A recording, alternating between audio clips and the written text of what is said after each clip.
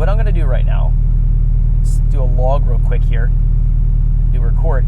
I'm gonna just blip the throttle a little bit off idle, so I'm gonna go a small change and a medium change and a large change in throttle, specifically off idle. So let's just blip it real quick here. So a little blip, okay. I'm gonna do a bigger blip, and then I'm gonna do a really big blip. Okay, so now we have our three kind of ranges of TPS delta to look at. We can see we've generated a small blip, a medium blip, and a large blip. Let's go here to logging, let's go to stop, and now let's play this back. Now looking at this real quick here, we can see the TPS delta showed 6.6 TPS delta rate of change. I'm at roughly 1100 RPM. We can see Excel Fuel here, if we focus in what it calculates.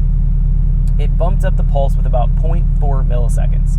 Now, we're finding here, before I blip the throttle, let's take a look at our lambda here. The lambda was 0.93, where the target was 0.957.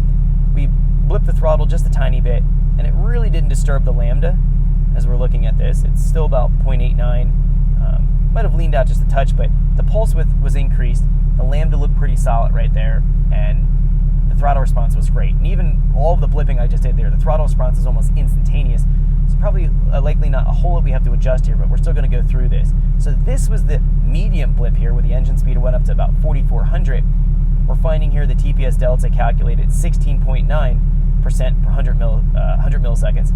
The pulse width jumped 0.9, so instead of 0.4, it went to 0.9, and we can see the pulse width jumped as well. The pulse width went here from 1.4, jumped up here to about 3.5.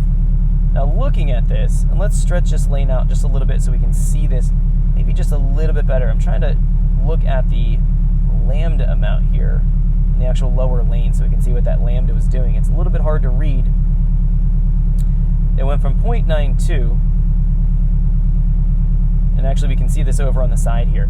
Then it went to 0.87, and we came off here. It started to settle down in RPM, and we can see that lambda went back to where it was before. But what we're finding is, as we blip it, the lambda here, it does go in enriching up. So we see here, we blip it, goes to 1.0 lambda, it comes down here to 0.79 lambda, and then it settles out. Now, let's look at the last big blip here.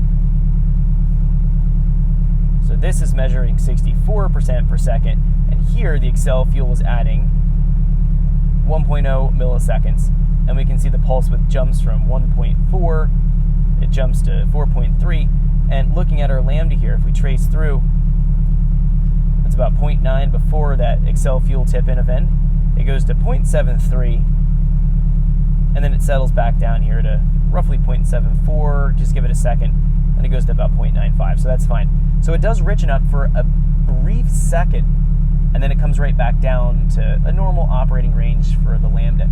That looks good. I don't really need to change a whole lot.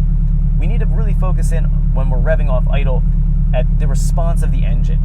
And we kind of don't want to pay attention a whole lot to what the lambda is registering. We're going to ignore that a little bit, because the lambda sensor has a lag behind the actual pulse width event. So if we're looking here, and again, it's kind of hard. Thanks for checking out our teaser clip. If you want to see the rest of this video and more than 500 hours of current EFI training we have to offer, make sure you click right here. If you want to go and check out more teaser clips from this training course, click here, and you don't want to miss any of the videos we're going to be releasing on this channel, so make sure you subscribe and click here.